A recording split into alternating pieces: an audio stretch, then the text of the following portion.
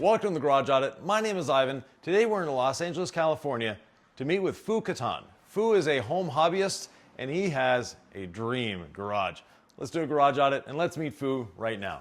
How are you doing, sir? Hi, Ivan. Great to meet you. Likewise. We've been here all weekend in Fu's garage. He hosted a training here and this garage is a paradise for detailers. Let's take a walk around. We'll start with the wall of shame and move from there. So, you're, how can I put this?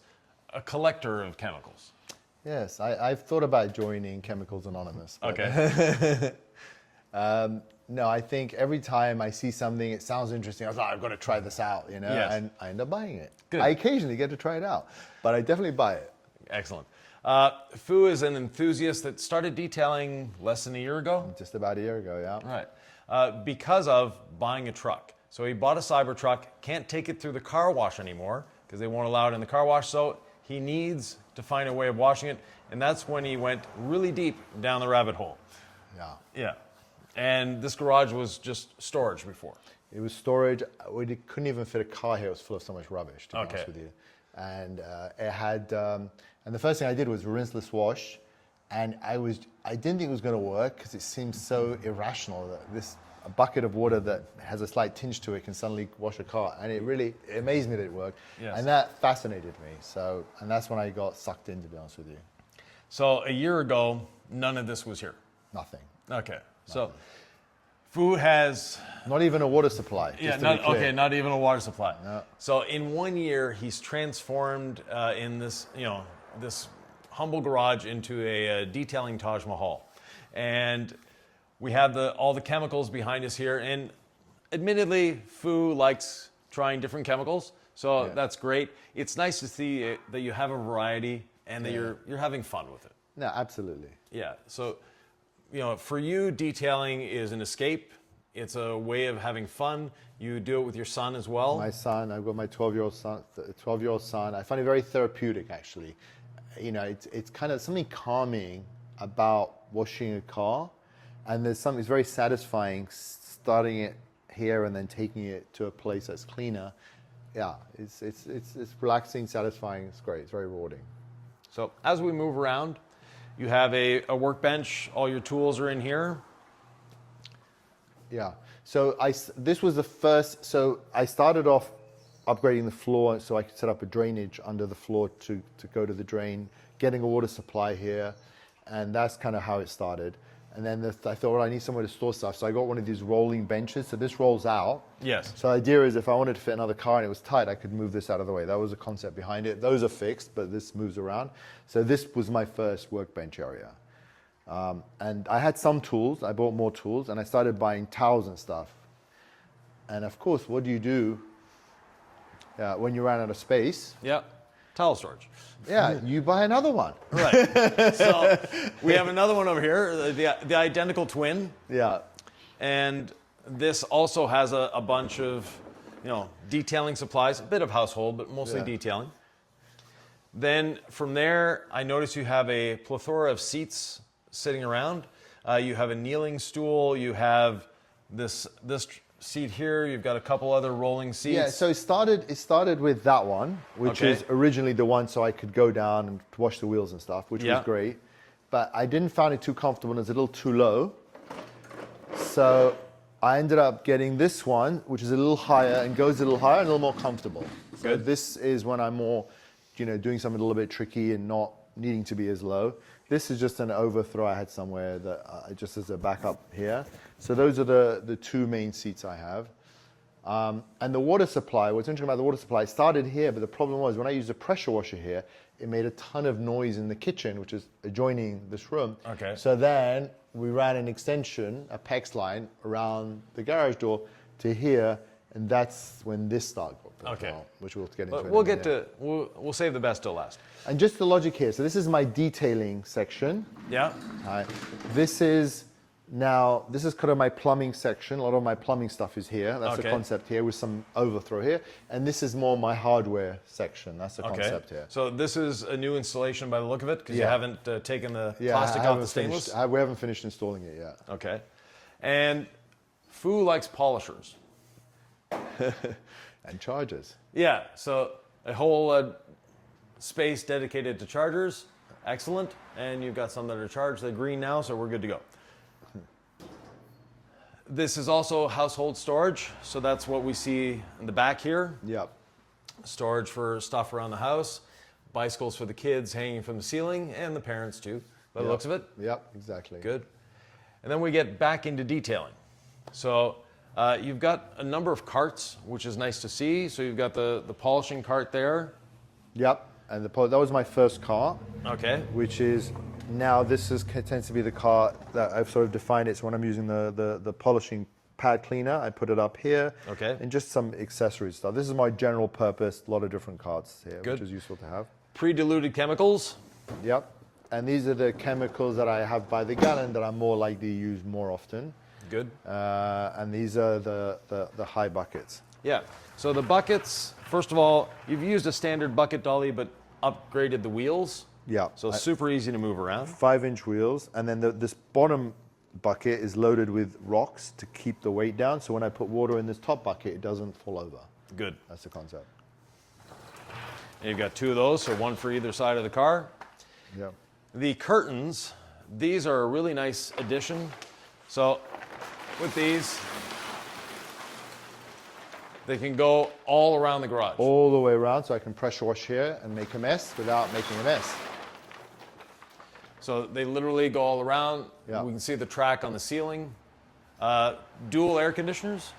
Yeah, so this is the first one I had, which was a tiny one because I bought a dual one for my kind of office. But it was not, but I wasn't using the garage until a year ago. So when I needed them, it didn't work. It just was not enough for the space. It was designed for like 200-300 square feet. This is 800 square feet, so it wasn't enough. So then I installed a bigger unit, which is designed for the space that can air condition the whole space. So that goes on this side here. Good. Now, the business end, you have a lot going on here. Yeah. And we'll break it down. So we'll start with washing. You have a spotless tank or a DI tank. DI tank, but this is fed by another tank in the house. Yeah, so my most recent upgrade is below here, there's like a storage area, which feeds us how we got the water supply into here originally because there was no water. And in there, I intercepted that water supply and we have an RO tank, a reverse osmosis tank. So the water there, I go from 200 odd ppm to about 19 ppm into here, and then that does the final cleanse to get us to 0, they're about 0. Right. And this light here goes to green, because right now I've turned that supply off because we used up all the water. Yeah. Goes to green when it's got DI water. Okay, good. You've got dueling IKs for different purposes, and Fu's other hobby is 3D printing. So he's got these beautiful little accessories here. You've seen these little inflators, but he has them that they slip in here. So very good. No Velcro required. Yep. Compressor, large enough to do the job. Absolutely. I started off with a little compressor and then upgraded to a bigger compressor. Good. Auto retractable reel as well. Same thing with the pressure washer reel. He's not cranking it. It's auto retractable. And talk about your pressure washer. So this is my third pressure washer. This is called the RCA3 Pro. It's AR. I can't remember what the AR stands for, but it's an Italian pressure washer. It came as a kit, but I'm only really using the pressure washer. Everything else in the kit I didn't really love, but I'm just using the pressure washer. And it's meant to do 3 gallons per minute. It does probably about 2.7, 2.8 gallons per minute.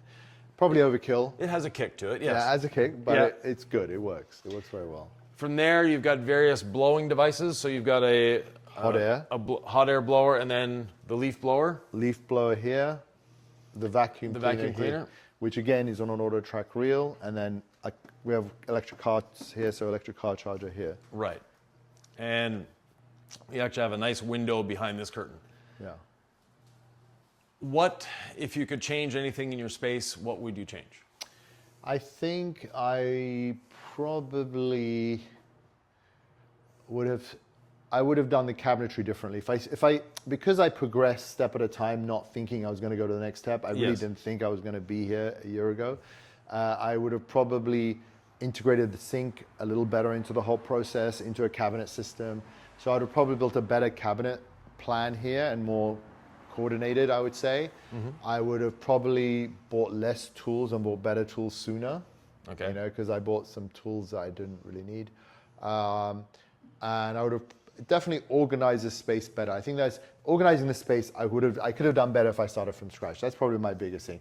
There's nothing. Everything here I honestly do use at some point. Right. So nothing here does not get used. The chemicals maybe. Obviously, I don't get used all the chemicals, but most of this section actually gets used a lot. You know? There's a few tools I probably don't use very much, but you'd be surprised how many tools I use sometimes or often. Okay. What's your favorite tool of all the tools you have? Honestly, can I tell you, raising that, I know it sounds really simple, but making that bucket higher for me without bending a lot, I like a lot. That's important to me. The electric sprayers, whether the IK without having to pump it up, absolutely, and the other IKs or these small electric sprayers, use all the time. Good. You know, those for me are very valuable. And look, a pressure washer, I use a pressure washer, so those are great. But I would say those, I could probably live without the pressure washer, but all the other stuff, particularly with rinseless, makes that much smoother and easier. Anything you say, I shouldn't have bought that? Wow, where do we start? No, there are things that aren't completely necessary. Did I really need all these chemicals? No, clearly not, yeah? Did I need, I don't know how many different drills and this? I mean, this scrubber, I've not even used it once. Okay. The little Ryobi scrubber. The idea was to use it for tires, but then that's when I was in the mode of trying to eke every piece of brown out of a tire, which I've given up on that concept. So it's really not necessary anymore.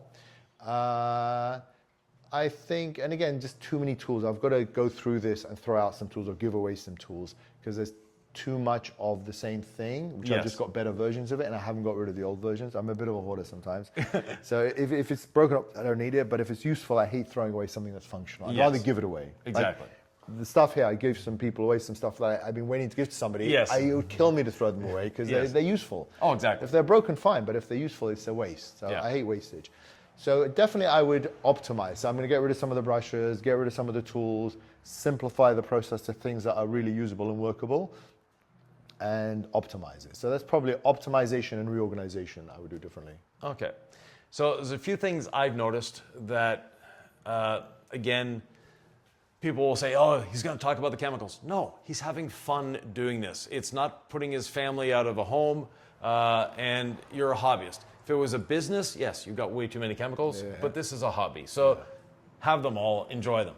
But one thing for me was you've got good lighting on the ceiling.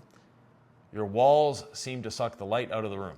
Yeah, no, the irony of it was, these were white walls. I mean, it was dirty, it was messy because I have all the upgrades. And as they finished painting the house, I got them to paint this, and I chose gray because I like gray. Yes. And then I literally, after I did it, I was like, oh, it's got dark. And then I saw your episode where you did a garage audit and you told them about the lighting. I was like, he's right, but I wasn't going to rechange paint them on. No. They'd already put everything back up again. So I upgraded the bulbs to be brighter. Okay. And I do have the next LED standing lights. Yes. So if I really need a side-on light, the top lighting is good now. Yes. But if I do need a side-on light if I'm polishing, I can bring that out and use it. Okay. But I haven't so far. And this upgrading these lights has made a big difference to making it bright. It's bright. And again, the other thing to think about, if I close this curtain, then I get a white reflection. Right. So it's kind of cheating the white paint. Yes. So I can do that as well. Right. If I need to. Now, the curtains, you have them. Is it something you actually use? Yes. Okay. Yes. So when I do the pressure washer and foam, I bring the curtains out. Because otherwise you'll see foam everywhere. Yes. The whole thing will be coated by foam. And trying to clean that up is, well, you don't really need to clean up, but it's just messy. I don't like it. Yeah. But, so I do use the curtains, yes. Excellent, yeah. And they're very easy. So the track you've chosen is just a residential track. It's not industrial in any way. No, it's all very Amazon, everything on all the curtain stuff's on Amazon. Okay. So even the curtains themselves? Yep. Oh, on Amazon. They happened just to fit. They were pre-cut. They came on a roll, on a pre-cut thing, and I had a guy doing all the putting the hooks manually. Yeah. And so they just came as a piece of rubber, and we put in the hooks manually for this track. Yes. And that was it. Oh, excellent. It was very easy, surprisingly easy. Good. And how are you liking the floor? The floor is great. For me, I mean, there's some different issues here, but what I've cut drainage channels, these concrete drainage channels into the floor that go to the French drain over there. Okay. And so this allows me to work. I can let it dry up over time. I don't have to think about it. And no, I'm very happy with the flooring system. This isn't, I got a tile at the time, which I saw on some YouTube video. They're not as good as Swiss tracks. They're a lot cheaper, but they're clearly not as good. I probably would have, if I started from scratch, I probably would have got a proper Swiss tracks. It just seemed fine at the time. So yeah, so no, I'm happy with the floors. Good, excellent. So this weekend, you had a group of buddies over and you had me over for a training. How did you like that? How did you like that dynamic of having... I loved it. Because look, a year, I mean, just to give you some background, if I didn't get the Cybertruck, I wouldn't got into this. And I hadn't washed a car for 40 years before I got this. I mean, since I was a teenager, to be honest with you, and I'm not a teenager anymore. So for me, most of my normal friends aren't into this. So this is something you remote connect with people, and it's always much more fun doing this with people that care about it and have the same pleasures you have. It's more interesting. You learn, you share, you know, you get help. It's beautiful. So I loved it. Yeah, the group that we had here on the weekend, the oldest gentleman was 72, the youngest was 18. So I think 17 actually. 17. Okay. Or he might have turned 18 now, but he was 17 in January when he first was coming. Yeah. So just a lot of fun. And if you'd like to organize a training or if you'd like a garage audit, just reach out. We're always here to help.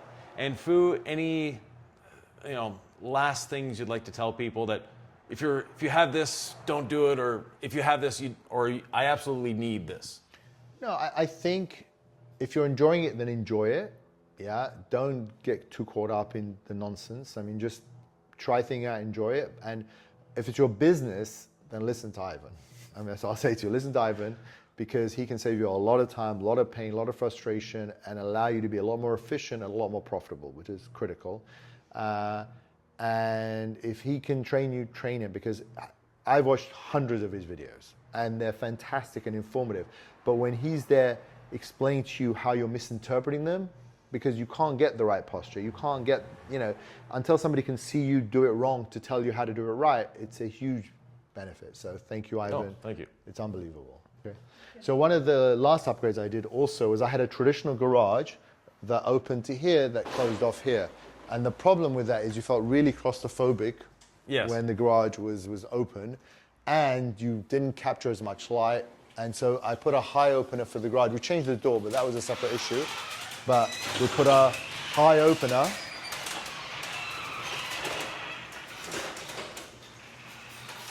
which means that we get a lot more space. We maximize the space and the lighting. So that was a big thing. Yeah, the high open door, basically you're not losing any space at all. No, not losing space, and you feel like you breathe more. You get high, and you get more light because it doesn't open. It doesn't go as far. Like it would go another 2 feet further, the original door. One other thing, now that we have the door down and the washing machine is doing its thing, how are you liking, so it's got a drying rack here, which folds out, but this little washing machine. No, it's perfect. It does a small load, obviously, clearly, which I'm not a business, this works fine for me. Yeah. And allows me to wash it here and dry it right here. And this drying rack, I mean, it's being used right now, but this folds, so you don't even see it when you're not using it, which works very efficiently. Yeah, no, that's great. The other thing that I wanted to point out is, let's come over here. This is a man after my own heart.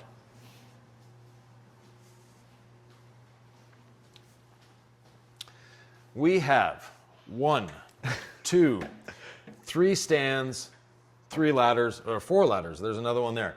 So you're not climbing all over a vehicle. No. And do you use more than one at a time?